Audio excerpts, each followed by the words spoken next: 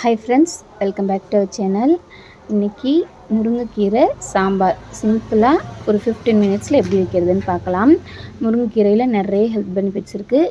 கன்சீவாக இருக்கவங்க சாப்பிட்றப்போ குழந்தைங்கள்லேருந்து பெரியவங்க வரைக்கும் எல்லாருக்குமே அயன் சத்து அதிகமாக கிடைக்கும். ஸோ சிம்பிளாக ஒரு முருங்கைக்கீரை சாம்பார். 50 கிராம் துவரம்பருப்பு, 2 பெரிய வெங்காயம், 2லேருந்து 3 தக்காளி, 5 பச்சை மிளகாய், ஒரு 10 பல் பூண்டு, கொஞ்சமாக மஞ்சத்தூள், பெருங்காயத்தூள், மூழ்கிற அளவுக்கு தண்ணி. ப்ரெஷர் குக்கரில் 5 விசில் விட்டு ஓப்பன் பண்ணிக்கோங்க. நல்லா பருப்பு நல்லா வெந்திருக்கணும், பூத்து வரணும். ஸோ 5 விசில் விட்டு 10 நிமிஷம் கழித்து ஓப்பன் பண்ணுங்கள். பாருங்கள், நல்லா மேஷ் ஆகிடுச்சு. இப்போ கரண்டியை விட்டு லைட்டாக இருக்கிறதையும் மசிச்சு விட்டுட்டு ஒரு பக்கம் கீரையை உருவி வாஷ் பண்ணி வச்சுக்கலாம். இப்போது அடுப்பை சிம்மில் வச்சுட்டு உப்பு அட்ஜஸ்ட்மெண்ட் பார்த்து தேவையான அளவு சேர்த்துட்டு கொஞ்சமாக தண்ணி சேர்த்துக்கிறேன்.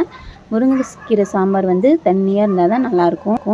முருங்கைக்கீரை கலர் மாறாமல் சாம்பார் வைக்கிறதுக்கு இது ஒரு சூப்பர் டிப்.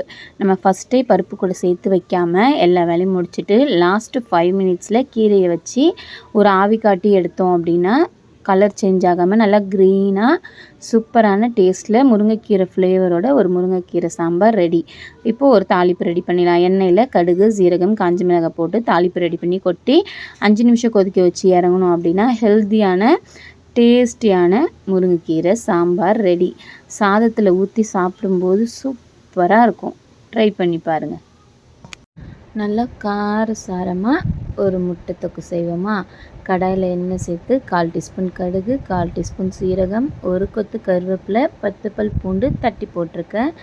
பொரிஞ்சு வந்ததுக்கப்புறமா 2 வெங்காயத்தை பொடிசாக கட் பண்ணிக்கோங்க. கண்ணாடி பதம் ஆனதுக்கப்புறமா ஒரு தக்காளி பெரிய சைஸாக அதையும் சேர்த்து எண்ணெயிலே வதக்கிக்கலாம். தேவையான அளவு உப்பு, கொஞ்சமாக காஷ்மீரி சில்லியும் கரம் மசாலாவும் சேர்த்துக்கலாம்.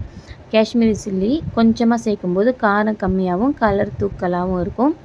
பசங்க விரும்பி சாப்பிடுவாங்க. அப்புறம் ஒரு மேஜிக் மசாலா, மல்லி, மிளகு, சீரகத்தை நைஸாக அரைச்சி போட்டிருக்கேன். முட்டையை கொஞ்சமாக சால்ட் சேர்த்து அவிச்சு அதுக்கப்புறம் ரவுண்டாக கட் பண்ணியிருக்கேன். பார்க்குறதுக்கு சாப்பிட்ற தோணும். ஸோ பசங்க விரும்பி சாப்பிடுவாங்க. சூப்பரான ஒரு கார முட்டை ரெடி.